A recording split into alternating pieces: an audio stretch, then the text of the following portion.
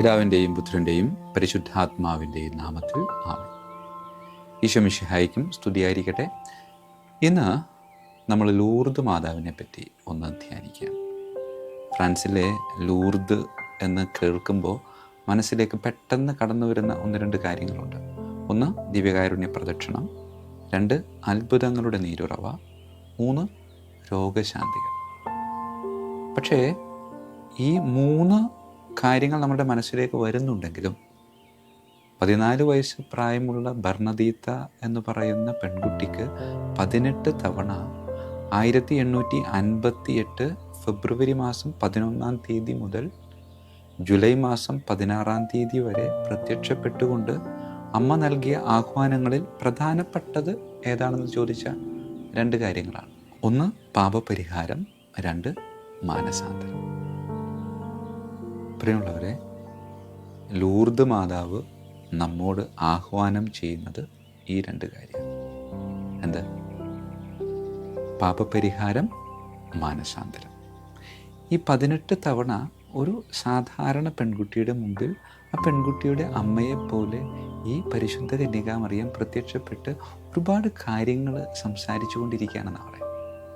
ചരിത്രം പറയുന്നുണ്ട്, പരിശുദ്ധ അമ്മ ഈ പെൺകുട്ടിയോട് ചേർന്ന് നിന്നുകൊണ്ട് ജപമാല ചൊല്ലി പ്രാർത്ഥിച്ചു എന്നും പറയുന്നുണ്ട്. പ്രിയമുള്ളവരെ, ഈ പരിശുദ്ധ അമ്മ ഇതിനിടയിൽ തൻ്റെ പേര് വെളിപ്പെടുത്തുന്നുണ്ട്. പരിശുദ്ധ അമ്മയുടെ പേര് എന്താണെന്ന് നമ്മൾ ചോദിച്ചാൽ നമ്മൾ പെട്ടെന്ന് പറയുന്നത് മറിയം, മേരി എന്നൊക്കെ ആയിരിക്കും. പക്ഷേ അമ്മയുടെ പേര് ഇതാണ് എന്ന് പറഞ്ഞുകൊണ്ട് വെളിപ്പെടുത്തുന്നത്.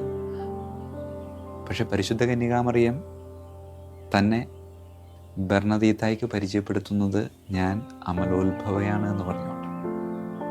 പ്രിയമുള്ളവരെ, ഈ പ്രത്യക്ഷപ്പെടലിൻ്റെ 4 വർഷം മുമ്പ് 9-ാം പിയൂസ് പാപ്പ പരിശുദ്ധ അമ്മയുടെ അമലോത്ഭവം ഒരു വിശ്വാസ സത്യമായിട്ട് പ്രഖ്യാപിച്ചതിൻ്റെ 4 വർഷത്തിന് ശേഷമാണ് ഇവിടെ ഞാൻ അമലോത്ഭവയാണ് എന്ന് പറഞ്ഞുകൊണ്ട് അമ്മ പ്രത്യക്ഷപ്പെടുന്നത്. പ്രിയമുള്ളവരെ, അവിടെ നടക്കുന്ന ദിവ്യകാരുണ്യ പ്രദക്ഷിണം അത് എടുത്തു പറയേണ്ട ഒരു ശക്തമായൊരു കാര്യമാണ്. അതായത് നമ്മൾ ഓരോരുത്തരും അമ്മയിൽ മാത്രം നിലനിൽക്കരുത്, മറിച്ച് അമ്മയുടെ ഒരു ആഗ്രഹം എന്ന് പറയുന്നത് പുത്രനിലേക്ക് വരിക എന്നുള്ളതാണ്. അവിടെ നടക്കുന്ന എല്ലാ ദിവസവും നടക്കുന്ന ഈ തീർത്ഥാടക സമയം എന്ന് പറയുന്നത് വർഷത്തിൽ എല്ലാ ദിവസവും അവിടെ തീർത്ഥാടകർ വരുന്നുണ്ടെങ്കിലും തീർത്ഥാടനത്തിനായിട്ട് മാറ്റി വച്ചിരിക്കുന്നത് ഈസ്റ്റർ കഴിഞ്ഞ് വരുന്ന ദിവസം മുതൽ സകല വിശുദ്ധരുടെയും തിരുനാൾ ദിവസം വരെ. ഈ ദിവസങ്ങളിൽ എല്ലാ ദിവസവും വൈകിട്ട് ഒരു 5:30 മണിയോടുകൂടെ ദിവ്യകാരുണ്യ പ്രദക്ഷിണം, ജപമാല ചൊല്ലി ദിവ്യകാരുണ്യ പ്രദക്ഷിണം നടക്കുമെന്നാണ്.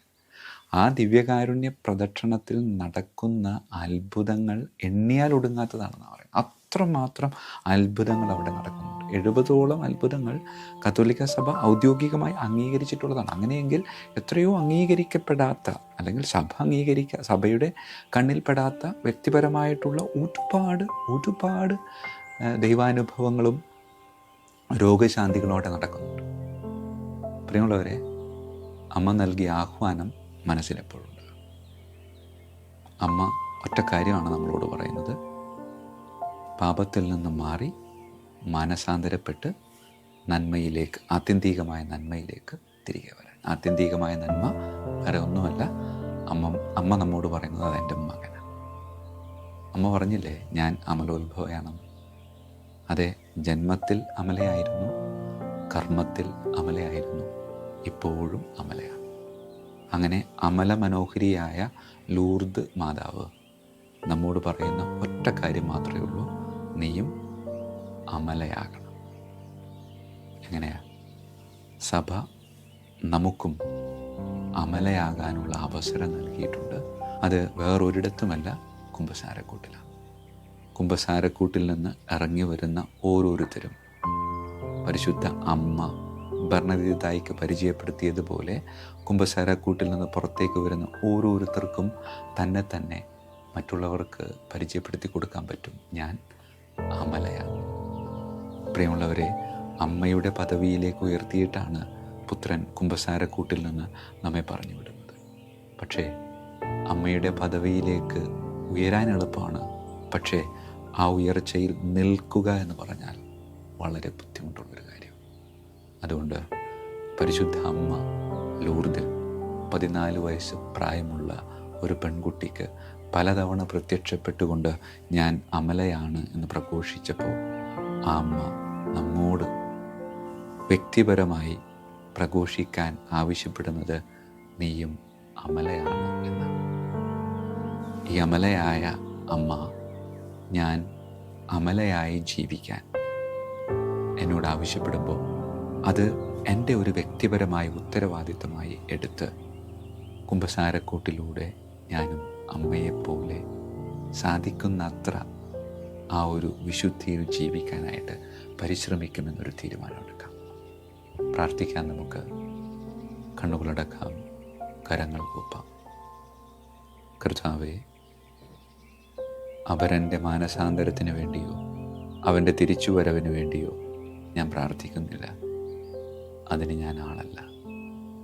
ഞാൻ പ്രാർത്ഥിക്കുന്നത് എൻ്റെ തിരിച്ചുവരവിന് വേണ്ടിയാണ്.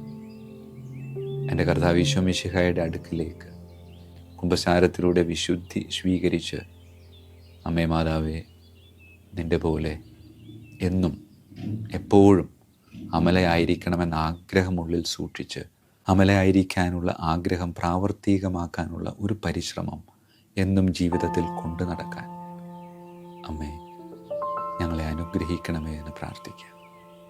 കർത്താവായ ക്രിസ്തു വഴി ഞങ്ങൾ സമർപ്പിക്കുന്ന പ്രാർത്ഥന കേട്ടരുളണമേ. ആമേൻ.